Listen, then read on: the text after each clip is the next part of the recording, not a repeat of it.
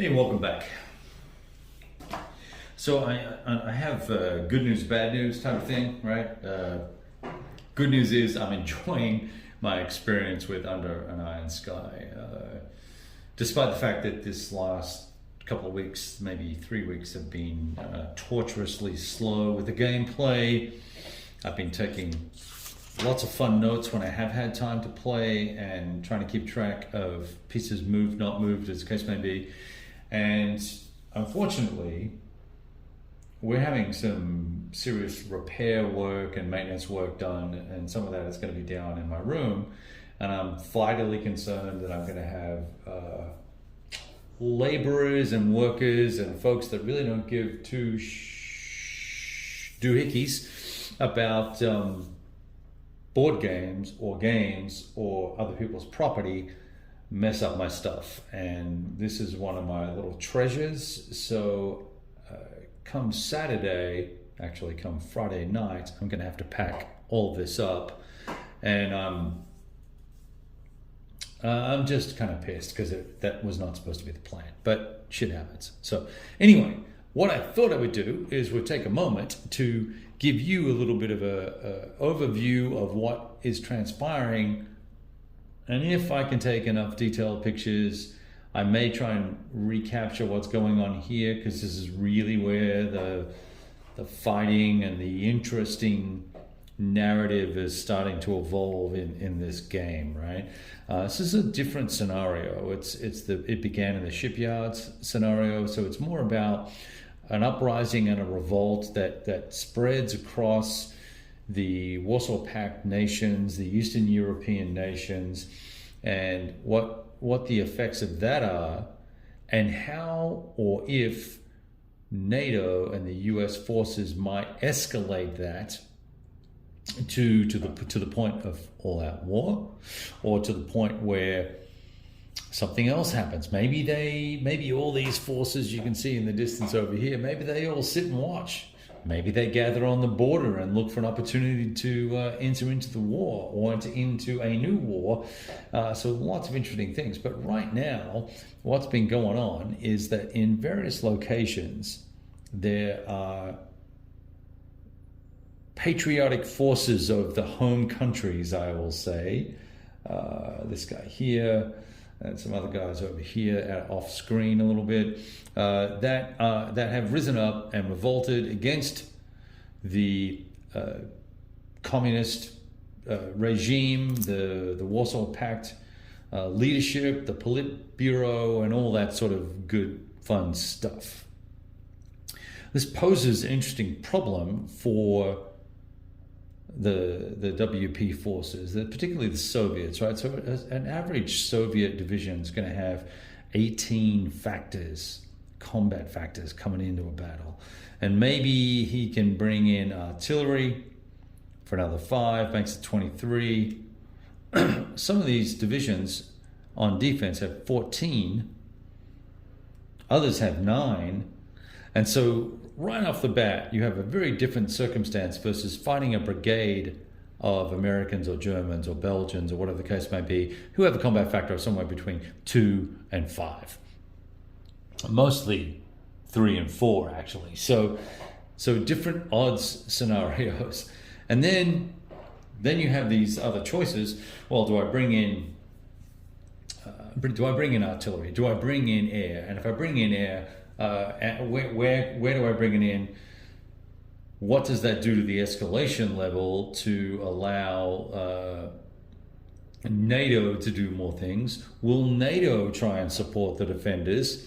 And if they have air superiority here, let's say, for instance, over here, NATO actually attempted to get air superiority.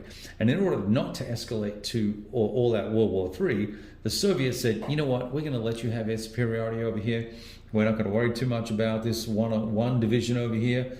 We'll take it out on the ground. Well, that was a big mistake, I can tell you that. Now, in the meantime, NATO has said, hey, well, we escalated a little bit. Let's escalate a little bit more. Let's send some air in here, and let's have at those guys over there and give them some support. And now we can see the net result of that all the way over there. I know it's hard to see, and I've got a new stand because my camera is too wide for the frickin' stands, the standard stands that are available at the moment. So this phone is going to have to go. But nevertheless, this has got a 3 on it. It's taken 2 step losses as a Soviet division. And it's in a world of hurt. And no one else has been able to. These guys got a contact. They had to end their fighting. So even with a 9 defense, these guys are hanging tough in this revolt city here of Sherwin. They're hanging out very tough. Is that a city or an urban? I think it's a city. Could be an urban. I don't know. I think it's urban.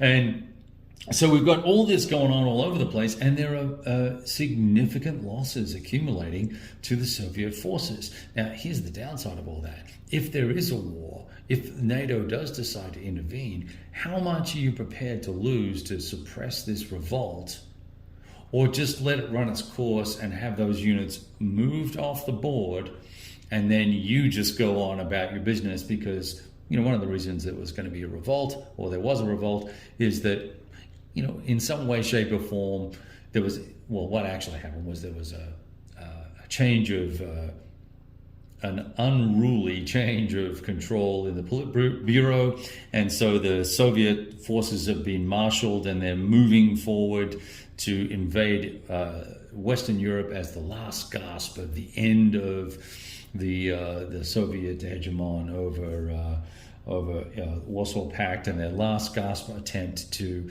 have influence in Western Europe, right? So that's kind of my contextual view of what is going on here. But it's really kind of been a shit show for the Soviets, because as they try to attack these divisions are tough, and there's really no way around it. I've got to start attacking these guys and beat them up a little bit. We've almost killed this guy off here. Ooh, where are we? You can't see. Hang on. I'm really not much of a cameraman when it comes to actually having to, where are we? Down here. There we go. Actually have to reset the camera. I like just grabbing a tripod and moving it around. So we've almost knocked out this division here. I've only taken a step loss with these guys. Now, you may say we're overstacked here, but I don't believe we are. We've just got, flak units and shit in here. Maybe that is overstacked. Doesn't matter. The guys can pop off to here, whatever.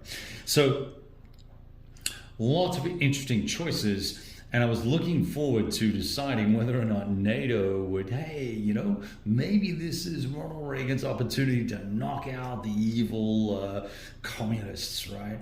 And maybe forestall the march of socialism across the rest of the world. Anyway, socialism and communism, whatever. Anyway, it's all the same, all the same type of bad tasting food to me. So that's what's going on. Very interesting. Lots of cool narrative stuff going on, because I was reading a lot about all the different periods of time in these different countries in the what's now called Czech Republic, but in Czechoslovakia.